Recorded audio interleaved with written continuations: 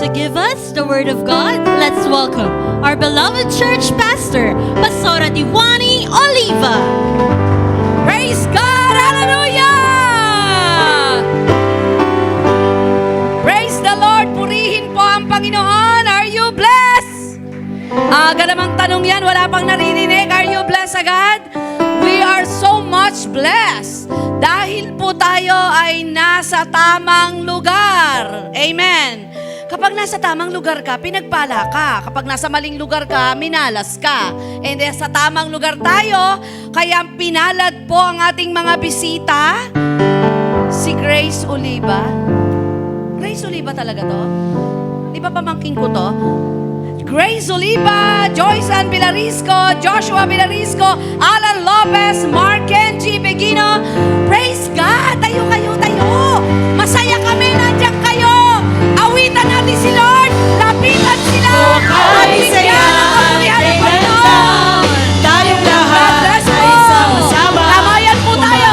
Umawit ng papuri, Praise God! sumasayaw at kumakanta. Welcome po! Oh, kay saya From JIL Hong Kong! Tayong lahat ay sama-sama. Umawit ng papuri, sumasamba. At ipalakpak ang iyong kamay. Ipalakpak ang iyong kamay. Itaas at iwagayway. Sama-samang sisigaw, Diyos ay buhay. Awitan natin si Lord! Ipalakpak ang iyong kamay. Itaas at iwagayway. Sama-samang sisigaw. Woo! Sama-samang sisigaw. Woo! Sama-samang sisigaw, Diyos ay buhay. Praise God! Makakaupo na po kayo. Yan. Nag-message sila sa ating FB Live. Gusto na daw nilang sumimba at makita ang ating little drummer boy, si Zep. Mag-subscribe naman kayo. May YouTube yan. At ang kanya mga nakasubscribe na kayo. Very good. Dahil pag di kayo nakasubscribe, pauwi ko kayo maaga. Hindi, joke na. So praise God at salamat sa Panginoon. Bless po kami. Hindi na tayo magpapakilala ng mahaba. Magka-espiritu po tayo at magkapuso. Salamat po at napasyal po kayo sa inyong extended family. Kahit saan kayo pumunta ng JIL, magkakapamilya po tayo. At sa lahat ng nanonood sa ating FB Live, alam nyo ba na tayo po'y napapanood sa UK, yan, sa Canada. Sino may mga nakausap ko pagka kami may mga gawain? So sa Canada, sa Hong Kong, ayan, napapanood po tayo sa iba't ibang bansa. Praise God. Salamat. Welcome po kayo sa JIL. Kapag po'y napunta rito sa bandang Bulacan o malapit po sa Bulacan, pasyal po kayo sa JIL May Kawayan at kayo po'y aming nais makilala ng lubusan. Praise God! Sa umagang ito, pakisabi sa katabi mo, makinig ka't pagpapalain ka. Yun, dapat po nakikinig po tayo dahil huwag tayong umuwi na talunan. Dahil mula Lunes hanggang Sabado, sa loob ng 6 na araw na hindi tayo nakakasimba, maraming gustong kagawin ng kaaway para pabagsakin tayo, para i-discourage tayo, para i-disappoint tayo. Mahirap mabuhay ng disappointed. Amen. Mahirap mabuhay ng discouraged. Kasi manlalata ka sa maraming bagay at di mo makikita ang kagandahan ng plano ng Diyos. Pero kapag ikay inspired, ano nagagawa ng inspired? Naku, kahit mahirap yan, gagawin yan. Di ba? Kahit napakalayo niyan, pupuntahan niyan. Sa isang inspirado, walang malayo, walang malapit. Walang mahirap, walang madali. Inspired. At kapag inspired ka, marami kang nakikitang maganda. Amen. Inspired ka ba? Pag na kay Lord, laging inspired. Amen. Kapag na kay Lord, laging masaya, laging maligaya. Naalala niyo yung kanta natin? Ang buhay Kristiyano ay masayang tunay. May version po ako noon. Sumobra yata saya na wala kay Lord. Ang buhay Kristiyano ay di lamang pasayahan, kundi patatagan at patapatan. Kailangan habang tayo nabubuhay sa daigdig na ito, nagpapakatatag tayo, nagpapakatapat tayo. Hindi bagay sa Kristiyano na nagpapatuloy na hindi ka tumatatag. Hindi bagay sa Kristiyano na nagpapatuloy na hindi ka nagiging tapat. Kumbaga po, Tinanggap mo si Jesus, o tapos na? Hindi, magpapatuloy ka. Makikinig at makikinig ka ng kanyang salita. At kapag dumating sa panahon na binigyan ng pagkakataon ng pribilehiyong makapaglingkod, todo mo na yan. Di ba? Pag mahal mo, gusto mo itodo lahat. Di ba? Gusto mo ibigay ang pinakamagandang bagay. Ubusin ang sarili mo para sa iyong minamahal. Gawin natin sa Lord yun. Sapagat kapag kay Lord ay tinodo natin at hindi natin tinipid si Lord, higit na maligayang buhay natin sa mga susunod na yugto ng ating buhay. Amen po ba? At ako'y naniniwala at nananampalatayang walang mahirap sa Diyos. Madalas ay parang pangkaraniwan na po nating naririnig ang mga salitang, ang hirap ng buhay ngayon. Nadinig nyo na yun? O pati kayo nagsasalita nun. Ang hirap kaya ng buhay ngayon. No? Ngayon. Noon, di ba mahirap?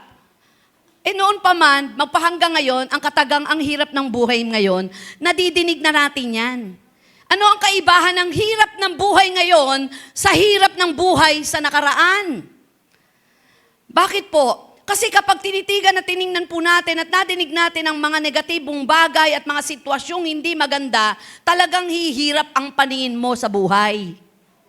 Pero kung ang lahat ng negatibo at ginaya po natin, ito pong si David na hindi niya tiningnan ang hirap mapabagsak ni Goliath, gaposti ang taas. Ang lapad, ang laki. Sino ba naman ako? Ang liit ko. Wala akong kakayanan. Hindi ako sanay humawak ng punyal. Tirador lang ang meron ako. Hindi ko mapapatay ito. Pero kung tayo, ang titingnan natin ay kagaya ng pagtingin ni David kay Goliath na kalaki mo man, kalapad mo man, kaya kitang patayin at talunin kasapagkat malaki ang Diyos na pinaglilingkuran ko. Yun yung magandang mindset. Na habang tumatagal sa mundo, na realidad naman talaga parang papahirap ang buhay. Kung kailan papahirap ang buhay, ang dami nating gusto, kaya ang daming malungkot. Kapag nakatikim ng cellphone, may nakitang mas maganda, abutin ang abutin. Pagka meron na siyang television, ano ba mga inches ng television ngayon? Pinakamaleta na. 2 inches? Hindi mo 14 inches. Ako hindi ko naman alam kung gaano yung inches ng television namin. Hindi ako nanonood ng TV Dahil 14 inches. Nakita mo yung sa kapitbahay mo 21 inches. 24 inches. O, pinilit mong bumili. Nakita mo yung kapitbahay mo, 55 inches. Pinilit mong bilhin. Nakita mo yung kapitbahay mo, bumili ng sariling sine. Gusto mo na rin bumili ng sariling sine? Kahahabol natin sa mga gusto natin na pwede namang meron ka nito pero marunong ka masiyahan, nagiging maligaya ka araw-araw. Huwag nating habulin ang mga bagay na walang kinalaman sa ating paglagong espiritual. Kusang ibibigay yan. God will supply not only your needs, but also your wants kapag nalugod ang Diyos. Saan ka nakakita si Solomon ng kutsara tinidore, ginto?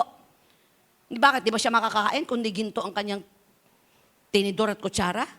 Pero higit sa gusto ni David, dahil lang ni Solomon, ay binigay ng Diyos sa kanya. Bakit? Nang minsan magkaroon ng kaso. Di ba? Merong inilapit sa kanya. Naging matalino sa paghahatol itong si King Solomon. At nanalangin din si King Solomon. Sabi niya, bigyan mo po ako ng angking dunong, ng discerning heart. Abay, napahanga si Lord. Ano sabi niya? Tama pa ako si King Solomon yun. Sabi ni Lord, abay, hindi mo hilingin na matalo ang iyong kalaban. Hindi mo hiling na matalo lahat at manalo ka sa laban. Ang hinilingin mo yung kalugod-lugod, ibibigay ko maging ang hindi mo hiningi. Pag nalugod ang Diyos, bonggang magpalayan. Bigyan natin ng kaluguran at bigyan natin ng dahilan ng Diyos para tayo ipagpalaing lubos. Kaya napakahalaga kung paano ka nabubuhay ngayon. Dahil yung buhay mo sa ngayon ay magiging manifestasyon ng buhay mo sa mga susunod na panahon ng buhay mo. Tandaan po natin kung ano ang buhay natin ngayon. Nakapaloob ang bawat desisyon. Nakapaloob ang lahat ng gagawin mo ay magbubunga manifestasyon sa susunod ng buhay mo. Ang ating topic for today, it's all about live today with eternal in mind. Set your minds on things above. Let's open our Bible to the book of Colossians chapter 3, verse 1. You have been raised to life with Christ, so set your hearts on the things that are in heaven, where Christ sits on his throne at the right side of God.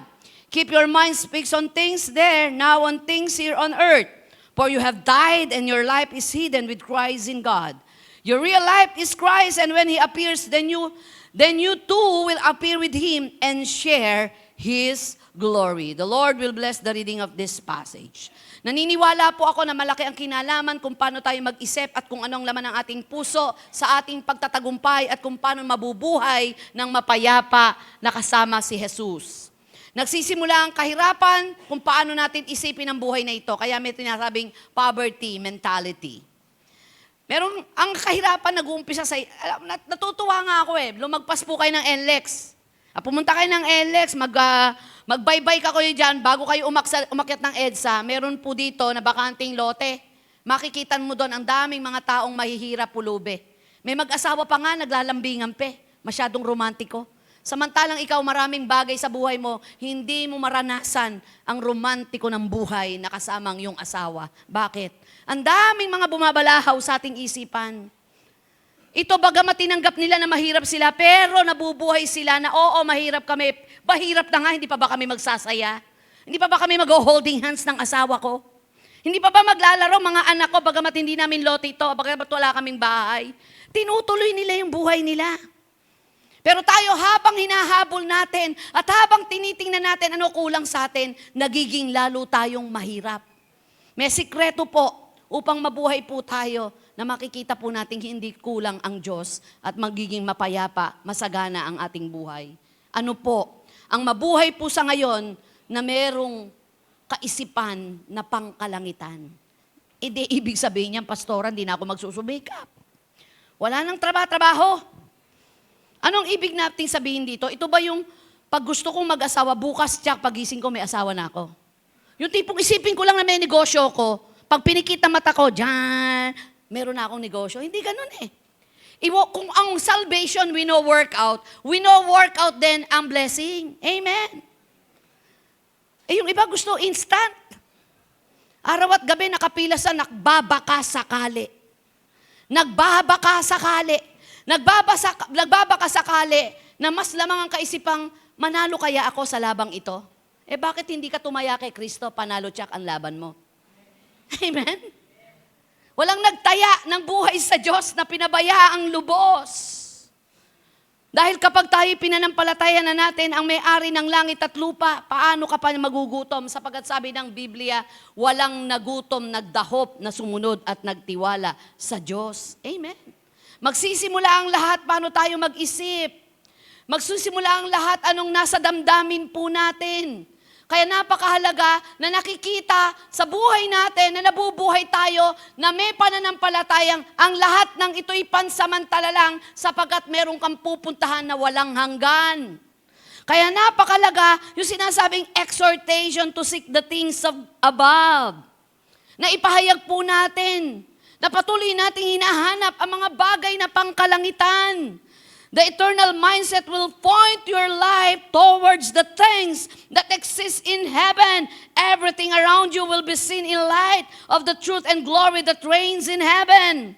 Napakahalaga na kang isipan natin na nakatuon sa Panginoon, ito ang magdadala sa atin, magpapalawak sa atin ng kaalaman patungkol sa pangako ng Diyos sa walang hanggan. Having an eternity mindset shifts how we view life and the present.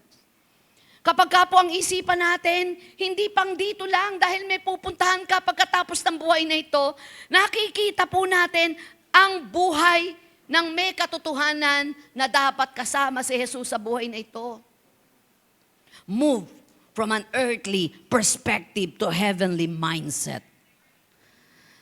Uulitin ko po, hindi ko kayo tinuturuan na wag mag-isip sa buhay na ito. Kaya ho tayo sinasakmal ng buhay na ito na punong-puno ng pag-aalala at pag-aalinlangan at takot dahil nakatuon tayo sa pansamantala lang. Ang matalinong tao, pag nag-invest ka, pag-aaralan mo to at kapag naaral mo, doon ako, magtataya ako dahil alam ko malaki tubo nito. Ang matalinong tao, alam niya kung paano mabuhay ng kasama si Kristo. Yung sinasabi pong plurality of heavens, atmospheric heaven, stellar heaven, the heaven of heavens. Tingnan po natin to yung heavenly mindset. Simulan po natin dito. Naisip nyo ba ang kalakihan ng kalangitan at ang kalawakan ng kanyang presensya? Nakita po ba natin yung sinasabing atmospheric heaven? na ang lawak ng kalangitan ay may nabubuhay na iba't ibang uri ng ibon at nagpapagalaw sa ulap, na ang lahat ng mga planeta ay nakalutang na walang kumukontrol. Kung paanong ang ganda ng araw at ng buwan ay hindi mo maunawaan, paano nangyari nga ba ito na walang gumawa? Because the earth is the Lord and the fullness the earth. The heavens of heavens. May nakita ko pagkalaki-laki talaga ng bahay. Talagang gumagamit pa siya nung parang pang-garden na sasakyan. Para lang makarating doon po sa garden niya, malibot niya lahat ng kanyang mga lamanan. Pero wala nang lalaki pa at gaganda pa sa tirahan ng Diyos na siyang naghihintay po sa atin sa kabilang buhay. Mamamatay at mamamatay ka at ako. May kanya-kanya tayong departure. Pero hindi natin alam kung kailan yon. Ang mahalaga, alam natin na meron tayong pupuntahan sa maikling buhay na ito.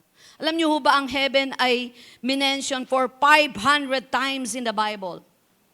Na merong langit na naghihintay sa mga taong nananampalataya at sumusunod at nagtitiwala sa Diyos. Tingnan po natin ang ilang puntos na to. People with an eternity mindset are, number 1, God seekers. Everybody say, God seekers. Kapag sa puso mo, nang makilala mo si Lord, ay hindi na ampat at hindi na nawala, na patuloy mo siyang hinahanap. Isahin to na meron kang eternal mindset. Meron kang eternity mindset. Hinahanap-hanap mo si Lord. Para may awit nun hinahanap-hanap kita. Di ba? Pag hinahanap-hanap mo si Lord, sa lahat ng area ng buhay mo, nadidevelop yung eternity mindset. Tingnan mo, pag nag-asawa ka, pagka may asawa ka, nag-asawa ka, nagpamilya ka, nasan si Lord sa pamilya mo? Nasan si Lord sa pag-aasawa mo? Pag nagnegosyo ka, nag-aral ka, kumuha ka ng kurso, nandun ba si Lord? Hinahanap mo siya sa lahat ng area na papasukan ng buhay mo. Then yung God seekers. For the glory of God, proud na proud po ako sa mga wayan natin. Talagang pag naghahanap ng trabaho yan, ba't ka ako maganda pala sweldo, ba't di ka pumasok? Pas. Sabado, linggo, may pasok. Tsaka ang layo sa church. Kailangan kong mag-board. Mag-boarding house. Kasi hindi ako makakapunta sa simbahan, hindi ako magkakapaglingkod. Grabe yun kakatouch. Malaki yung sweldo. Pero ang iniisip nila, mawawala ako sa Panginoon. Mawawala ako kay Lord, pati pagkuha ng kurso. Pag ito ba kinuha kong kurso, makapagpapatuloy ako. Pag nag-aral, sabi ko, hindi hadlang ang paglilingkod sa pag-aaral. Hindi hadlang ang pagpapamilya at ang negosyo sa pag-aaral. Ito'y isang pinakamalaking sangkap upang mapagpalang yung pag-aaral, ang iyong pamilya, ang iyong pagnenegosyo. If you seek ye first the kingdom of God and His righteousness, and all these things shall be added unto you. Walang talo sa nagpapatuloy kay Kristo. Amen! Palakpakan natin si Lord.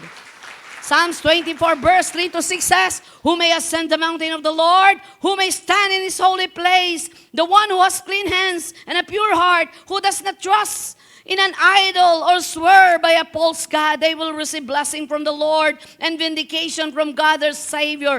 Such is the generation of those who seek Him, who seek your face, God of Jacob. Kapag ka daw po merong God seeker spirit ka, you desire to please the Lord.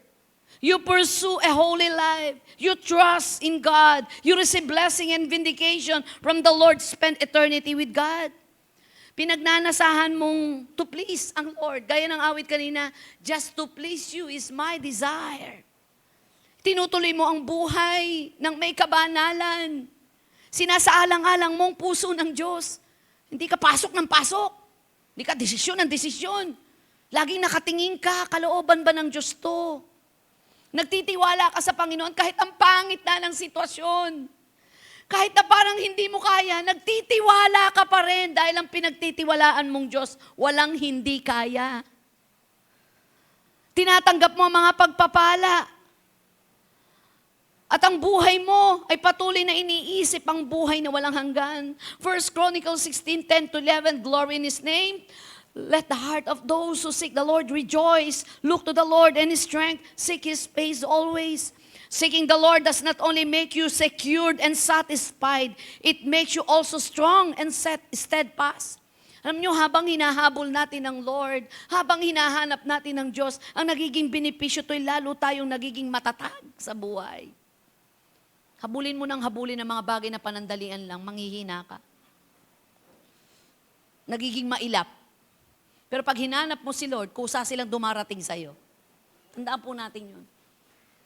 Nabuhay din naman ako at the ages, hanggang ngayon, 53 na, nakita ko, hindi talaga nagpabaya si Lord. Iniwan ko yung karir ko. Mabuhay ko kung meron ako. Pero hindi ako tumigil mangarap. Kung ano ako ngayon at meron ako ngayon, bunga ng pangarap at buhay, bunga ng aking pagpapatuloy sa Diyos. Bagamat ako'y kulang at mahina.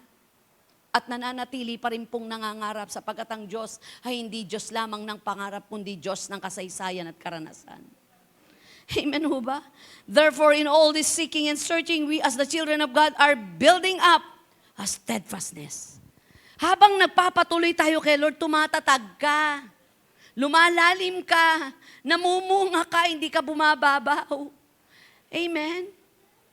Sabi nila, pagpasensya na natin, tumatanda eh. Ganun pala, pagka-Kristiyano ka ako, dahil tumanda na ako, required na maging masungit ako. Required na maging mainitin dapat ang ulo ko dahil tumatanda ako. So, ibig sabihin, nababawasan ng fruit of the Holy Spirit pag tumatanda? Hindi dapat. Kung sa salitang sanlibutan may pinagkatandaan sa buhay espiritual, habang tumatanda ang edad espiritual at edad pisikal, lumalalim ka kay Lord at lalo kang nagmamahal. Di ba minabasa nga ako, pag tumatanda ka na, ayaw mo na ng arguments di ba? Tama ba ako? Ayaw pumayag. Ayaw nyo sabihin tumatanda ka. Sige nga, magkabistuhan. Sino dito mga senior na? Ate Dali, senior ka? Inamin. Ayaw aminin ni Marge. Diba? Kasi parang senior, dapat proud to be senior. Diba? Proud to be senior. Sa Pilipinas kasi, mga kapatid sa ibang bansa, sa senior dito, may 20% kayo. May libreng sini pa. Priority late. Sabi ng asawa ko, konti na lang, senior na ako. Napatingin akong gano'n. Gusto kong pigilin kasi biro mo, si Ate Bel, senior ka na? Ay, hindi, sobrang kilig mo eh. Si Doktora.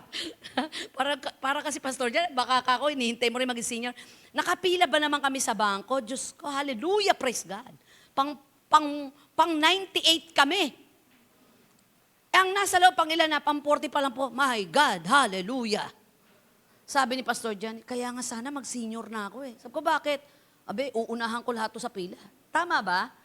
Pag gutom ka na, pag senior ka. Eh yung iba, hindi pa senior, napapriority. Bakit mukhang senior na? Diba?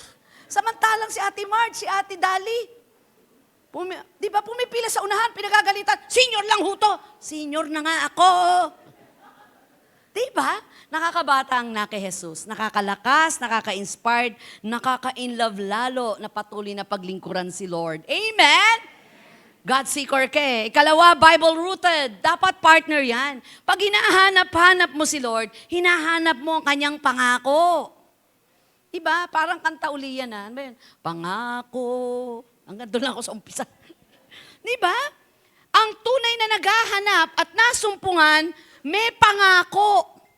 Colossians chapter 1 says, God decided to let His people know just how rich and glorious the truth, that secret truth, which is for all people, is that Christ lives in you, His people. He is our hope of glory. The Bible is the only book that answered the question about the real purpose in human existence. And the best way to wall off our heart from Satan's enticement is to know the scriptures. Ano pinanlaban ni Jesus nang tinutokso siya? Ni Satanas? Nasusulat! Kapag tayo ay binibigyan ng espiritu ng pagkabalisa, takot, pangamba, discouragement, kapag ka po tayo may hawak na kanyang pangako at ang salita niya ay buhay sa ating puso, lahat yun mapagtatagumpayan.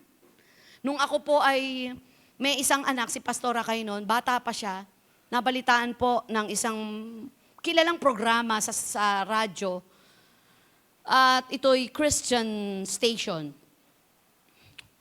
Ako po'y hinanap at inimbita. Mga interview, para pong prayer line style. Tatanungin ho ako, tapos po ay on the spot sasagutin ko. Ito yung di ko malilimutang tanong.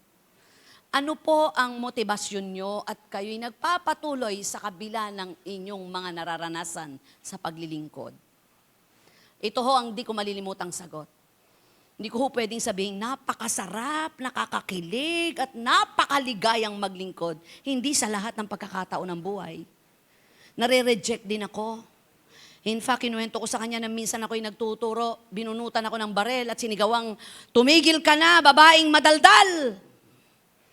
Pero sa isip ko noon, pag pinutok nito, patungo kong langit, pag hininto niya at ibinaba niyang baril niya, tuloy ko ang pagpipreach.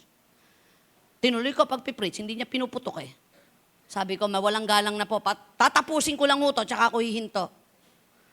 Eh, nung ipuputok, dahil latang-lata sa kalasingan, ang nangyari, bumagsak. Napahiga, walang gustong pumulot. May hawak na baril eh. Baka magising, biglang ipututok sa kanya eh. Hindi ko malaman kung na-distract sila sa preaching ko. Tama-tama, 10 minutes lang, pastoral na. Nung umuwi ako, nilagnat ako. Habang nasa presensya ako ng Diyos, ako'y matapang. Nung na-meditate ko na, paano kaya kung namatay ako? Diyos ko, ang gandang to. Diyos ko, paano kaya, Lord? Umuwi ho ako, nilalagnat sa sobrang tensyon dahil lang naisip ko, paano kung ipinutok ang baril na matay ako? Paano na? Hindi pa ako handa, bagamat ako'y naglilingkod na. Hindi ko sinabi sa inang ko, patitigilin ako eh. Dahil hindi maintindihan ng inang at tata ko ang paglilingkod ko. Pero naalala ko yung salita ng Diyos, na ako'y tinawag niya. Awit na naman yun, kay tinawag ko, pinili ko. Pinili, tinawag mo ako, Lord. At walang bagay na hindi mo pahihintulutan dahil ang pangako mo'y tapat na panghahawakan ko. Ano pinanghawakan ko noon? I shall not die but live to declare the mighty works of God. Salamat kasi alam ko, ang edad ko noon 20 anyos lang, 53 na ako ngayon. In-extend ng Lord ang buhay ko at may extend pa for God's glory. Amen! Palakpakan natin ang Panginoon. The scripture was inspired by God Himself, the creator of the universe, your creator. He is real, the author. He is real author. Naniniwala po ako na ang kanyang salita'y buhay, mabisa, at ito'y tumatalab sa anumang problema at pagsubok kapag ito'y ating isinapamuhay. Dahil ang kanyang salita'y mabisang sandatang panghawakan labang sa gawa ng kadiliman. Ano sabi rito? Magpakalalim ka sa kanyang salita. Thy word is the lamp unto my feet and the light unto my path. Ang salita ng Diyos ang magbibigay liwanag, magiging tanglaw sa iyong paroroonan. Napakahalaga na tayo po ay may pangako ng Diyos. Amen. And God, sabi nga po ni Corrie ten Boom, God is interested in you. He wants you in heaven. If the devil cannot make us bad, he will make us busy. Bibigyan ka ng mapakaraming kaabalahan. Itutuon ang iyong isip at puso sa mga bagay na panandalian lamang. Huwag niyong hayaan na mga non-living things ang magpalayo sa atin sa Diyos. Ako, may pananampalataya po ako na hindi hanggang dyan ka lang. Sabihin mo sa katabi mo, hindi ka hanggang dyan lang. Hindi ka hanggang dyan lang, kay papayag. Hindi ka hanggang dyan lang at hindi ka nilalang ng Diyos na hanggang dyan ka na lang. Pakinggan niyo po yung susunod. Ang isa po sa nakikita natin na meron kang heavenly mindset, you have a mission-oriented. Everybody say mission-oriented. Matthew 28. So go and make followers of all people in the world. Baptize them in the name of the Father and the Son and the Holy Spirit. Teach them to obey everything that I have told you to do. You can be sure that I will be with you always. And I will continue with you until the end of time. Lahat ng tao sa daigdig may mission si Lord. Amen o ba? Kapag napuntahan mo yung mission mo, tapos na, accomplish ka na, departure ka na. Ang problema, may mission ka, ayaw mong puntahan ng mission. Nung makakilala kay Lord, simula na yon, napuntahan mo yung mission mo. Pastora, hindi ako tinawag na pastor. Hindi ako maganda boses. Eh sabi ng Colossians 3:23, lahat ng ginagawa mo, gawin mo to sa Diyos at hindi sa tao. Maging bahagi ka ng maraming kaluluwa. Maganda nga bahay mo sa lupa, wala ka naman bahay sa langit. Huwag nating tambayan lang ang mundo, mga kapatid. Bigyan mo naman ng impact ang buhay mo. Yung bang 6 feet under the ground ka na, kapag pinag-usapan ng buhay mo, nakaka-inspired maglingkod kay Lord. Hindi ho palakihan ng bahay ang pag-uusap dito. Hindi paramihan ng laman ng pera sa bangko. Hindi lahat ng yan. Ako nga ho, hindi pa ako nakatira sa bahay at hindi pa ako nakakasakay sa sasakyan. Lagi ko sinasabi yan. Hindi paramihan ng perang labanan. Hindi palakihan ng bahay. Hindi pa seksihan at pagandahan at pagwapuhan lamang sa Diyos. Lahat ng yan, basura lang kapag humarap tayo sa Panginoon at hindi natin nabigyan ng kalwalatian ng Diyos. Maging mission-oriented ka. Anong mission mo sa buhay? Anong bahagi mo sa kanyang iglesia? Anong paraan para mabigyan mo ng kalwalatian ng Diyos? Anong pwede mong gawin para mapaligaya mong Diyos? Magtatrabaho kong mabuti, malaki sweldo ko. Sino lumigaya? Ikaw lang. Ano bahagi ng Lord sa pagpapalawak mo ng pagpapalang meron ka? Nakakatuwa po for the glory of God yung KKB natin. Anniversary po nila. August 12. Kung ano-ano yung ginagawa na, titinda ng abukado, titinda ng mangga. Mamaya, may paano sila eh. Live selling kayo, mamaya. Mamaya na ba yun? Wednesday. Manood kayo lahat sa live selling nila. Itong suot ko, sa Wednesday, naka-live selling na to. Ukay for a cause. Pero mo ha, sila na yung magpe-perform, sila na yung mag-e-evangelize, sila pa ho yung gagawa ng paraan para masustain ang pangangailangan ng evangelism na ito. Hindi biro. Motivated sila sa ganon. Itong mga kabataan to na pagtitinda rito, pag sa bahay, di na pagtitinda. Joke lang.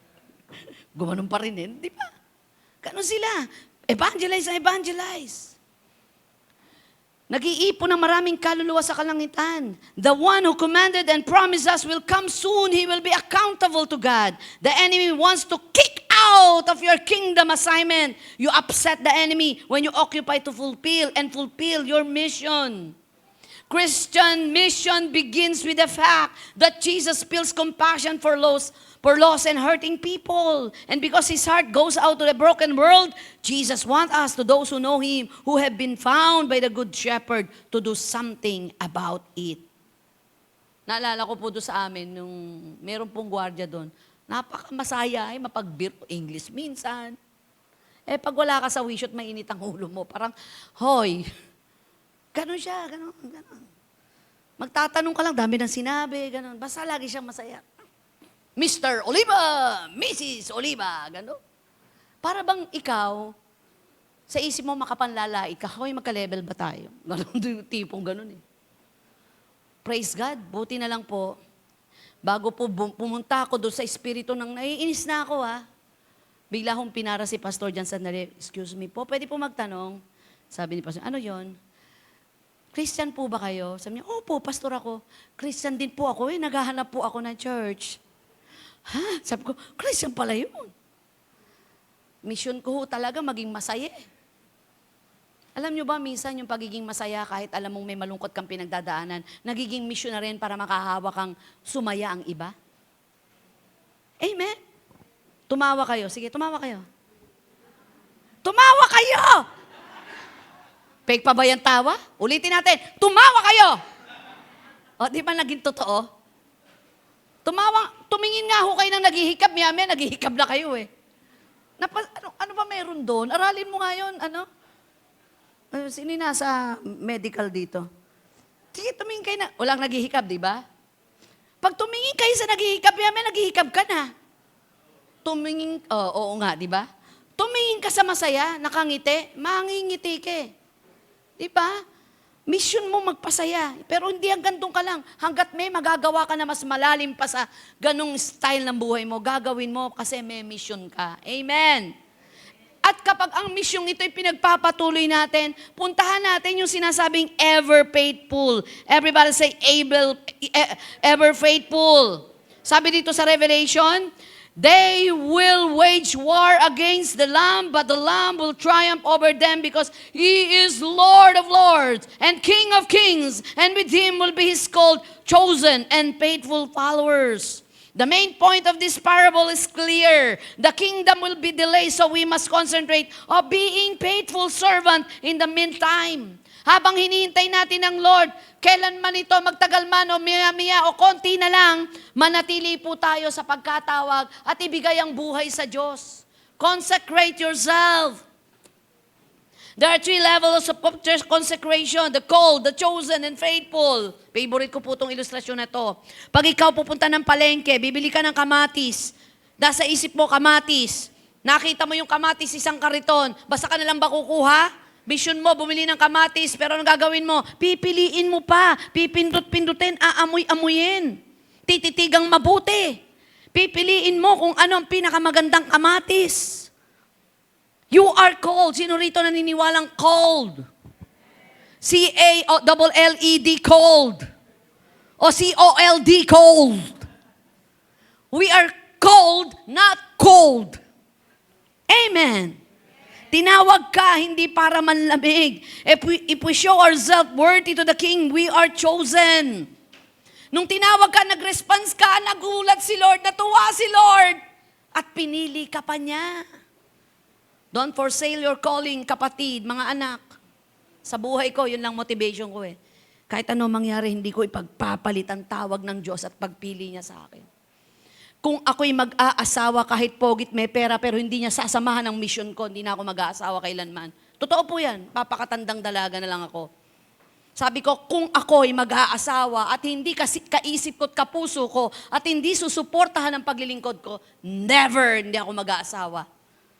Aba, ito pala si Pastor Jan, sabi niya, kung ako'y mag-aasawa at hindi si Pastora Diwani ang mapapangasawa ko, hindi na ako mag-aasawa. Sabi ni Lord, pareho kayong desperado, sige na nga, magsama na kayo. Hindi naman ako nabigo. Kanina ho, habang si Pastora Kay ay nagbibihis, tinititigan ko, tawag ng tawag, kailangan namin lahat tumulong. Kailangan niyang tulong namin. Sabi ko, alam mo, kaya pinagpe-pray ko diyang mapangasawa, kagaya ng daddy niya eh. Hanggang ngayon, gusto niya, paboritong magtatali ng buhok niya, daddy niya. Kaya kailangan ang requirements sa unang manliligaw sa aking anak, magaling magtali ng buhok. Hindi, lahat kami nagtali na, hindi pumapas eh. Hindi pumasa kay Roma ang tali, hindi pumasa sa akin, hindi pumasa kahit kanino. Sa daddy lang niya. O di ba, babaw ng requirements? Tingnan ko lang kung kaya nyo. Called, chosen. Kapag ikaw'y pinili ng Diyos, lahat isasaalang-alang mo. Tandaan po natin, do not forsake your calling. Ako ho, ito nilalaban ko sa buhay ko eh. Kaya marami na ako nile-let go. Hindi ako maintindihan ng ibati dali. Sabihin, sayang naman. Aaning kong mahabang diskusyon. Malaking biyaya. Kung ang kapalit naman ito'y matinding stress at mawawala ako sa pagiging Kristiyano, let them go. Kasi kapalit po naman ito, mawawala ka sa buhay pananampalataya. Effective naman. Dumarating ang biyaya at pagpapala. Ang iniingatan ko, tawag ng Diyos sa akin eh. Minsan ka lang tatawagin, bawalwalin mo pa. Then if we endure all the trials that are applied to the chosen, we will be granted as faithful. Habang ikaw ay nagpapatuloy dahil ikaw'y tinawag, pinili na, ang imamaster mo naman ay pagiging tapat. We need to realize that to be forever with the Lord requires that we be not only called and chosen. We be not only called and chosen, but also faithful. Everybody say faithful. Yun ang tawag sa atin ng Diyos kapag tayo humarap na sa Kanya. Tapat at mabuting alipin. Sa huli po, 5 minutes na lang. Build up treasures in heaven. Ang matalinong investor daw, titiyakin niya na titiba-tiba ako rito. Tutubo ako dito. Mag-i-invest ako dito. Magtatayo ako dito dahil itong tatayo ko, sigurado to. An eternity mindset gears the heart and mind to build up what an earthly mindset could never obtain, lasting fruit. What are you build up with your life? Because every life is building something, whether that is treasure that is upon on this earth or treasure in heaven above. For where your treasure is, there your heart will be also. Wala pong naghanap sa Panginoon na hindi siya nasumpungan. Walang umuna sa Diyos na hindi lubos ang pinagpala. Walang nagmahal sa Diyos ng lubos na hindi naging maligaya. Walang naglingkod sa Panginoon na pinabayaan niyang lubos. Maraming pagkakataon at nagtatago ko sa gitna ng pulpito kung anong aking nararanasan sa panahon ng aking kahirapan at kagutuman. Pero pinaninindigan ko, tama, desisyon ko, walang naglingkod ng tapat at nagpatuloy at di bumitaw na di pinagpalang lubos ng Diyos. Gabi-gabi pinag-uusapan namin ang heaven, ang eternity. Lagi yan. Ang lagi kong pray, yung pangako mo, Panginoon, sa Psalms 91, Psalms 23, maging hanggang kamatayan, ihahatid mo kami. Lagi ako nasasabik na ano kaya itsura ng langit? Ano kaya itsura ni Jesus sa personal? Grabe, ang tagal kong hinintay makita ng personal si Vilma Santos eh. Kung di pa ako napunta sa kongreso at hindi naging congressman si Brother Eddie, ay hindi ko makikita ng lapitan. Nung makita ko, na-starstruck ako. Artista lang yon, lalo na si Jesus. Siguro sa kanyang kalwalatian, sa dami at di mabilang na kabutihan at pagpapala na ginawa niya sa akin. Wala na akong gagawin kundi titigan ko siya. Titigan kung gaano man kataon at hihinto ang taon at oras. Wala na ako sigarong titingnan kundi ito na yung pagkakataon, face to face na to. Kayo nga pumunta rito para matitigan nyo yung drummer, dahil lalo na si Jesus. Life is too short. Wag ho nating mas sayangin ang bawat pagkakataon ng mga magagandang bagay na makita nating meron tayo na walang iba. Sikreto ko yan eh. No room for self-pity and insecurity, lalo na sa pinagdadaanan ko ngayon. Bakit? Napakarami kong meron ako na walang iba. Dahil ang Diyos ang kabuuan ng lahat na nagbibigay ng kahustuhan ng kulang ako. Palakpakan natin ang Panginoon. Huwag nating hayaang iligaw tayo, lansiin at libangin ang kaaway. Inaalis niya ang ating patingin sa Diyos at pinatititigan ng mga bagay na panandalian lang. Sa oras na ito, tingnan natin ang Diyos na may kaya sa lahat, na tayo'y kanyang bibigyan ng mga bagay at sitwasyon na makikita natin ang kanyang galaw at gilos. Tumayo po tayong lahat and let us worship the Lord. Gustong-gusto ko po itong awit na ito eh. Panginoon, wala kang katulad. There's none like you, Lord. Na ikumpara nyo na ba si Lord? Pagsamasamahin man ang mga magagandang bagay, maging pagsamahin man ang pinakamagagandang planeta at bituin sa kalangitan, ang mga nakikita ng mata, hindi na ito kayang ikumpara sa ganda na meron ng Diyos sa pinangako sa iyo. Pagsamasamahin mo lang ang mga magagandang nangyari sa buhay mo na binigay ng tao, hindi ito kayang ikumpara sa mas magagandang bagay pang ipararanas at ihanda ng Diyos sa buhay mo. Pwede mo bang ilagay natin ang ating kamay sa bahagi ng ating puso at sabihin yung Panginoong Jesus, maraming salamat sa iyong salita. Nagbigay ng linaw sa aking isipan. Salamat, Panginoon. Ninanasa ko na maging malalim sa iyo. Mas makilala ka ng lubusan. Sinusuko ko sa iyo ang aking buong buhay at pagkatao. Sa pangalan ni Jesus. Taas po natin ang ating kamay and let us worship the Lord our God. There is none like you. Oh, Jesus. No one else can touch my heart like you do. Hallelujah. I could search for all eternity long and find there is none like you. Say to Jesus, Lord, there is none like you. There is none